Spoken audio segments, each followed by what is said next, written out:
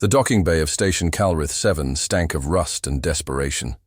The hum of overloaded reactors rattled the metal floor, and flickering neon signs offered false promises of quick wealth and quicker ruin. Captain Marcus Hale stepped out of the airlock of the Iron Fang with his jaw tight and his patience already thin. He had come for payment. Nothing more, nothing less. The merchant waiting for him, a squat, nervous creature with mottled green skin, wrung his hands as Marcus approached.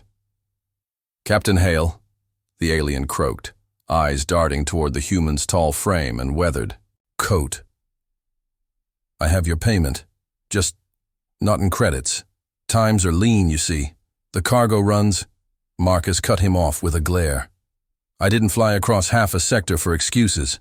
You owe me for the shipment I lost covering your hide. Pay, or I strip your ship to the hull and sell it for scrap." The merchant swallowed, sweat beading along his ridged brow. He motioned toward a pair of thugs who dragged something forward, from the shadows. Not something. Someone. She stumbled as they shoved her forward, chains clinking around her slender wrists. Marcus's eyes narrowed.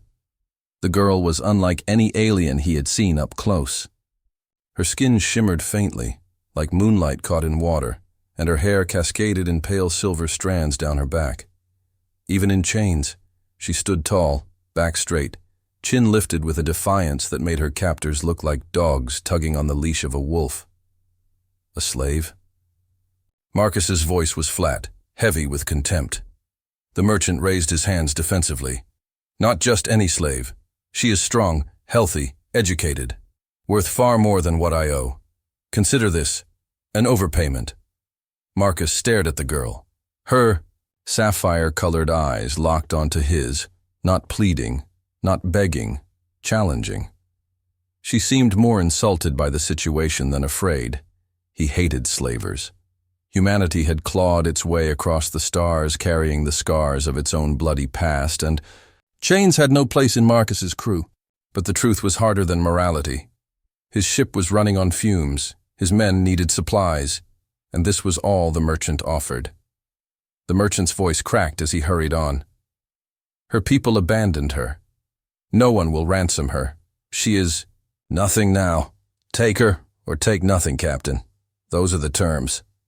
Marcus cursed under his breath. His principles and his pragmatism warred within him.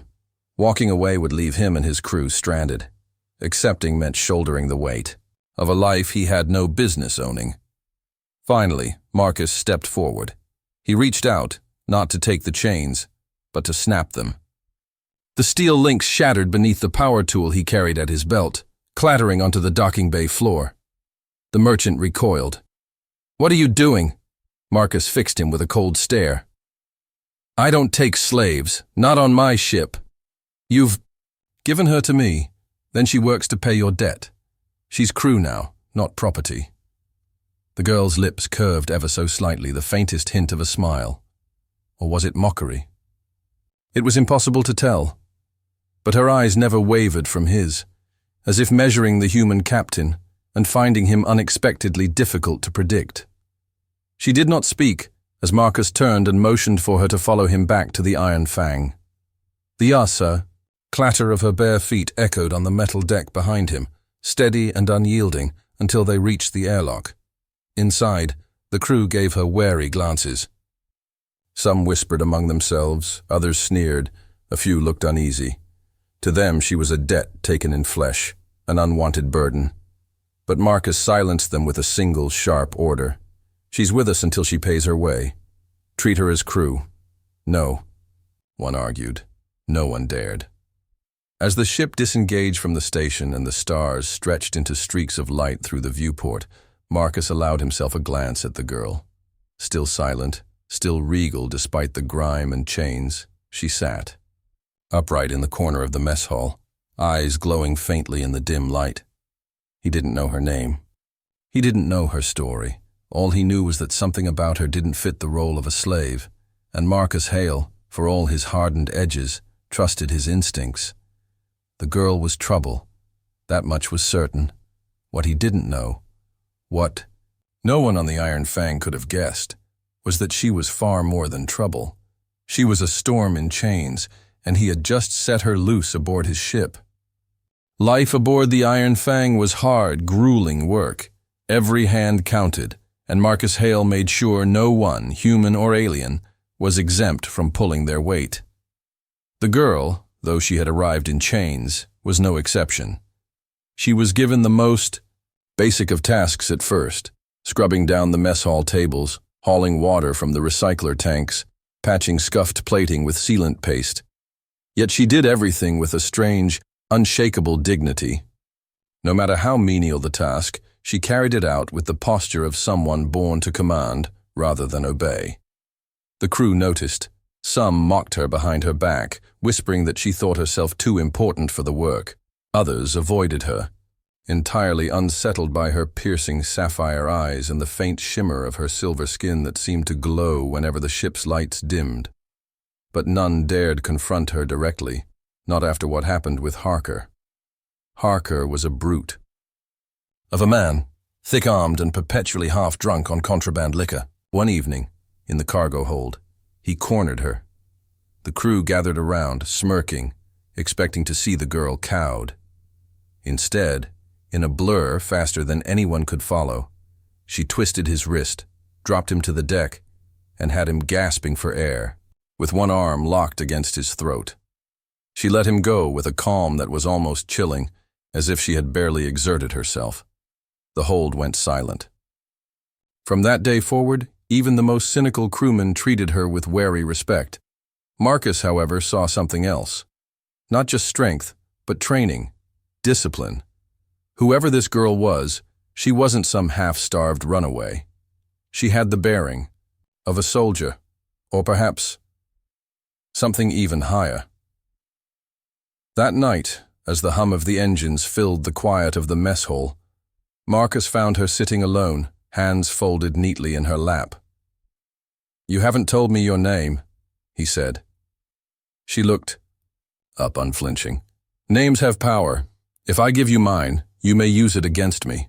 Marcus leaned against the table across from her, unimpressed. "If I wanted power over you, I'd have left those chains on." Her lips curved slightly, not quite a smile, more like acknowledgement. "True. Then you may call me Lyra." "Lyra," Marcus repeated, testing the sound. "Better than calling you, hey, you." For the first time, her eyes softened, just a fraction. The days turned into weeks, and Lyra adapted quickly to life aboard the ship. She studied every corner of the Iron Fang as though committing it to memory, asking pointed questions about its engines, its navigation systems, even its weaponry, Marcus noticed. "You're curious for a slave." "Not a slave," she corrected sharply, her voice carrying the steel of command. "Not anymore. You cut the chains." Marcus shrugged. "Fair enough. But curiosity like yours is dangerous." Her gaze locked on his. "Knowledge is never dangerous. Ignorance is." Something in her tone reminded Marcus of conversations he'd once had with fleet officers, back before he walked away from the Navy to carve out his own life. It wasn't the way a servant spoke. It was the way a leader spoke. One evening, while inspecting damage from a micrometeor strike, Marcus found her watching the stars from the observation deck. The blackness stretched forever, scattered with diamond points of light, and her face was illuminated by their glow. "Why free me only to keep me here?" she asked quietly, her voice carrying across the stillness. "You weren't mine to own," Marcus replied. "But debts are debts. You'll work until what was owed is repaid. Then you're free to walk." Her sapphire eyes glimmered, sharp and intelligent. "And if I told you my freedom is worth more than any debt you can imagine?" Marcus smirked faintly, crossing his arms. "Everyone says that when they want the easy way out. You'll forgive me if I don't take you at your word." She turned her gaze back to the stars. "Perhaps you are right. Perhaps not. But you will learn the truth soon enough, human." Her words lingered in his mind long after he left the deck. Marcus couldn't shake the feeling that Lyra was more than she appeared. The way she carried herself, the way her presence unsettled hardened men, the way her words dripped with confidence rather than desperation. It all painted a picture that didn't match the story of some abandoned slave, and yet she never once begged, never once asked for mercy. She simply worked, watched, and waited. By the end of the second week, Marcus's crew no longer spoke of her as cargo. They whispered instead, as sailors whisper of omens, of storms brewing, of shadows gathering.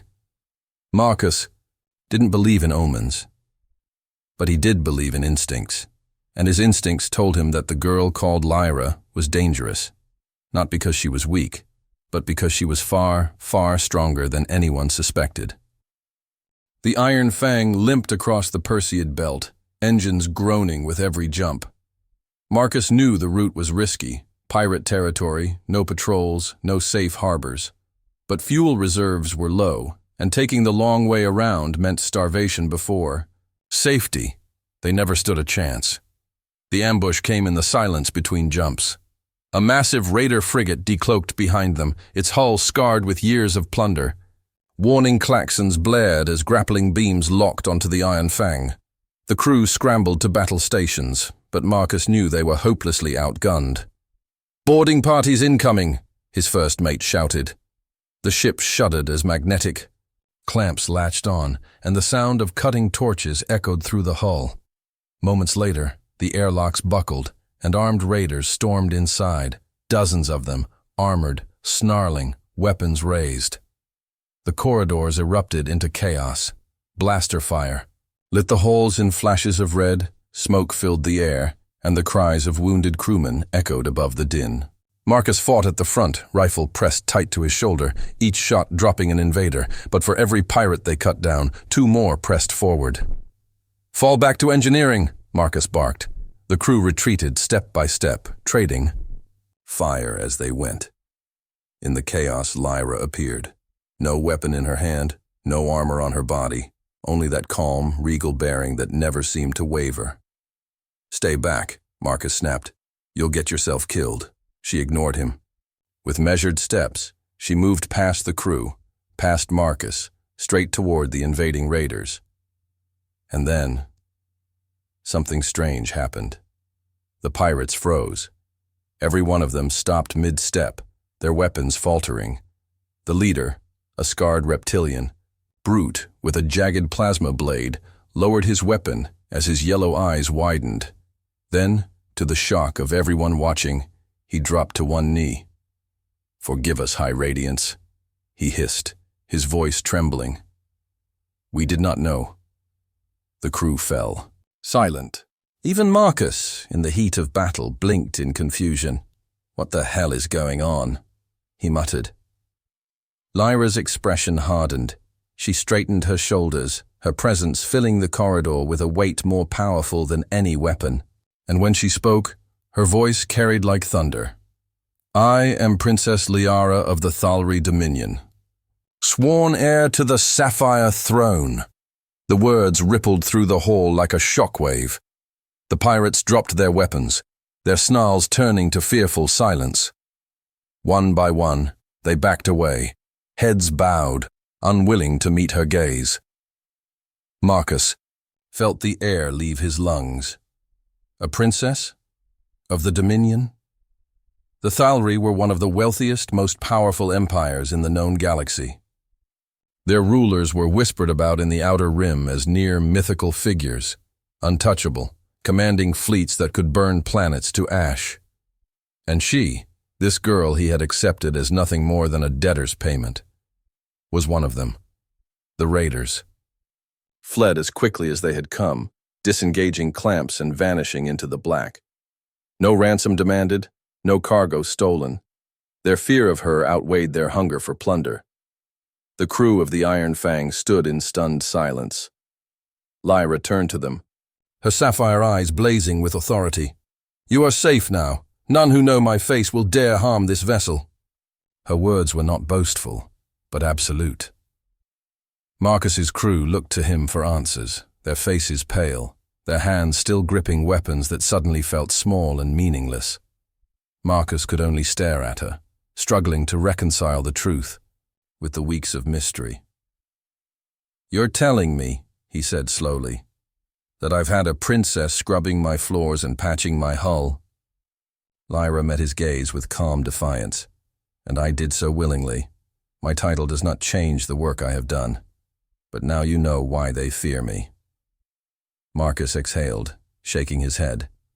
He had expected trouble from her. He hadn't expected this. Later, in the quiet of the mess hall, Marcus confronted her again. "Why didn't you tell me?" he demanded. She sat at the table, posture as regal as ever. "Would you have treated me the same? Would your men? You saw me as crew? That was enough." Marcus ran a hand through his hair, frustrated. "Do you realize what kind of target this paints on us? Every bounty hunter from here to the core will want a piece of you." Lyra's lips curved faintly. "And yet you will not abandon me." It wasn't a question. It was a statement. And Marcus hated that she was right, because despite every instinct telling him to cut ties, to walk away from the storm she represented, he knew he wouldn't. Something inside him had shifted the moment she declared her name. Something that made him realize that what he'd taken on was not a burden, but a responsibility. He hadn't saved a slave. The revelation of Lyra's true identity left the Iron Fang shaken. To house a runaway princess of the Thalri Dominion was no small thing. Some crew members muttered about fortune. Surely a ransom or reward awaited them. Others feared reprisals, whispering that no good could come of harboring someone so valuable, so dangerous. Marcus silenced both camps with a single command. "She stays. She's one of us, until I say otherwise." It wasn't loyalty to her title that moved him. If anything, the crown complicated things. But Marcus had seen her fight, seen her stand in front of armed pirates without flinching, and he couldn't bring himself to treat her as fragile royalty. She was crew, and crew meant family. Weeks passed, and Lyra revealed more of herself. She was no passive passenger. She trained with the crew, drilling them in techniques from the Dominion's elite guard. Her movements were precise, her strikes efficient. Even Marcus, a veteran of countless skirmishes, struggled to match her speed during sparring bouts. "Your stance is sloppy," she told him once, knocking his blade aside with a sharp twist. "You fight like a brawler, not a captain." Marcus grinned through his sweat. "And yet I'm still standing, aren't I?" Her lips twitched, almost a smile. Almost. The crew came to respect her in a new light. They saw her not as a noble or a slave, but as a warrior who bled and sweated alongside them. When raiders struck again, less bold than before, but still hungry, for plunder. It was Lyra who stood in the front line beside Marcus. Together, they cut through borders with a precision that left the rest of the crew scrambling to keep up.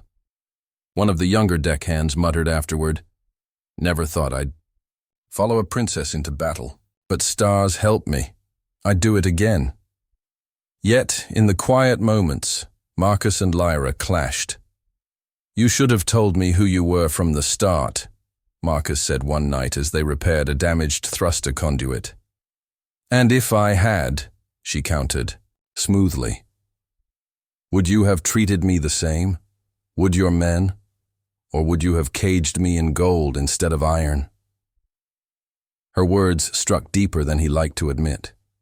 Marcus had seen what titles did to people, how respect born of fear or wealth poisoned trust. On his ship, everyone earned their place. Lyra had done that, but he still bristled. "You've made my ship a target. Every bounty hunter with half. A sensor sweep will come sniffing." She met his glare without flinching. "Then let them come. I will not hide from those who betrayed me." That was the first time she spoke openly of her past.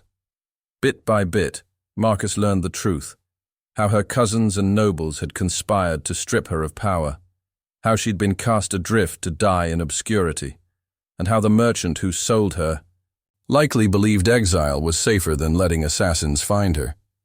To Marcus, it sounded like a story from an old spacer's ballad, betrayal, exile, and hidden heirs. But in her voice, there was no romance, only cold fury. "They think me powerless. she said. "They think me forgotten, but I will return." And Marcus believed her. Not because of her title, but because of her fire. The bond between them grew in the crucible of survival. When the Iron Fang was trapped in a magnetic storm, Marcus trusted her steady hands at the helm to guide them free. When an infection swept through the crew, it was Lyra's knowledge of Dominion medicine that saved half their lives. She was no longer just a passenger. She was indispensable. Yet Marcus noticed something else, a softening in her toward him. Not deference, never that, but trust. She listened when he spoke, challenged him when he was wrong, and stood beside him when the crew faltered. One evening, as the stars wheeled silently outside the observation deck, she asked, "Why did you not sell me? Any other man in your place would have named his price and grown rich beyond measure."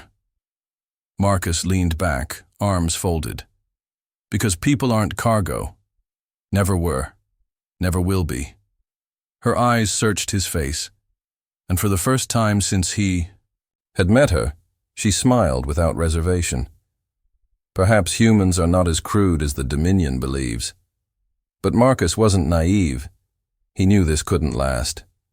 The Dominion would come looking. The traitors who cast her aside would want her silenced forever.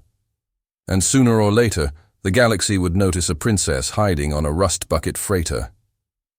Yet as he looked at her standing proud on his deck, training his crew like soldiers, Marcus felt a strange sense of certainty. The Iron Fang had weathered storms, raids, and betrayal, but nothing could prepare the crew for the sight that filled their viewport one fateful morning: a Dominion warship. It slid out of hyperspace like a blade drawn from its sheath, gleaming, silver, bristling with weapons, its sheer size dwarfing the battered freighter. Every crewman aboard the Iron Fang froze at the sight. One broadside from that Leviathan could reduce their ship to atoms. Marcus stood on the bridge, jaw tight, fists clenched behind his back. He'd known this moment would come. The galaxy was too small to hide a runaway princess forever. A voice crackled over comms, smooth and authoritative. "Iron Fang, this is the Dominion vessel Radiant Spear. You are ordered to stand down and prepare for boarding. You harbor a fugitive of the crown. Failure to comply will be considered an act of war." The crew turned to Marcus. Fear rippled across their faces, but not a single man or woman moved. They waited for his command, even though they all knew the truth. There was no fight to be won here. Then Lyra stepped forward. She wore no armor, no finery, only the simple, oil-stained clothes of a freighter hand. Yet when she stood before the comms display, her presence filled the bridge like the radiance of a star. "Radiant Spear," she said, her voice steady and unyielding. "This is Liara of the Thalri. I am no fugitive. I am the Sapphire Heir. Inform the Regency Council that their lies end today." The bridge fell silent. The Dominion officer on the other end stiffened, eyes widening in recognition. He bowed low, even through the transmission. "High Radiance, forgive us. We did not know. The throne awaits your return." The channel cut off, and the Radiant Spear shifted formation, lowering its weapons in deference. Marcus exhaled slowly, but his chest tightened instead of easing. The moment had come. Later, as the crew packed supplies and prepped for what might be their final hours with her, Lyra found Marcus alone on the observation deck. The stars stretched endlessly before them, cold and brilliant. "They will take me back," she said quietly. Marcus didn't look at her. He already knew. "It's where you belong." "Is it?" Her voice carried a hint of sadness. "On the throne, I will have power. I will have armies, but I will also have chains. Golden. Once perhaps, but chains all the same." He turned to face her. Her sapphire eyes glimmered in the starlight, searching his. "You've got a duty," Marcus said. "Your people need you. Doesn't matter if it's fair." She tilted her head slightly, studying him the way she always did, as though peeling back his armor with nothing more than her gaze. "And what of you, Marcus Hale? You who saw me as more than my crown, More than my chains. Do your people not need you too? He chuckled dryly. My people are smugglers, outlaws, and half-broke dreamers. They'll survive without me. Her lips curved faintly. I think they would disagree. For a moment, silence stretched between them, heavy with unspoken words. Marcus wanted to tell her to stay, to choose freedom over duty. But he wasn't selfish enough to voice it. Instead, he said, when you go back, when they call you queen or empress or whatever title they crown you with, don't forget who you were here. Don't forget you were crew. Her hand brushed his arm, light as starlight. I will never forget. Not you. Not what you gave me. When the time came, the Dominion warship extended a docking bridge, its polished corridors a stark contrast to the Iron Fang's rusted plating. The crew lined up in silence as Lyra prepared to cross. She paused at the threshold, turning to face them one last time. You have sheltered me, fought beside me, treated me not as a slave nor as a princess, but as one of your own. For this I grant you my oath. The names of Captain Marcus Hale and his crew shall be honored by the Sapphire Throne for all time. Any who would harm you will answer to me. Her voice rang with the weight of command, but her eyes, when they lingered on Marcus, were softer, filled with something unspoken. Then she stepped onto the Dominion bridge, and the airlock sealed behind her with a final hiss. The Iron Fang drifted quietly, its crew subdued.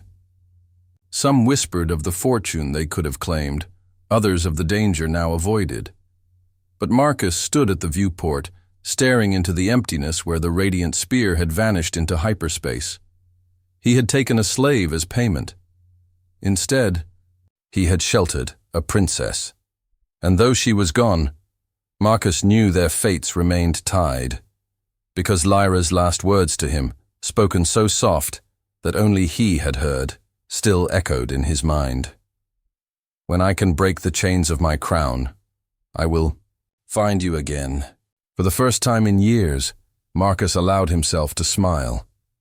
Humanity had no throne, no empire, no grand dominion among the stars.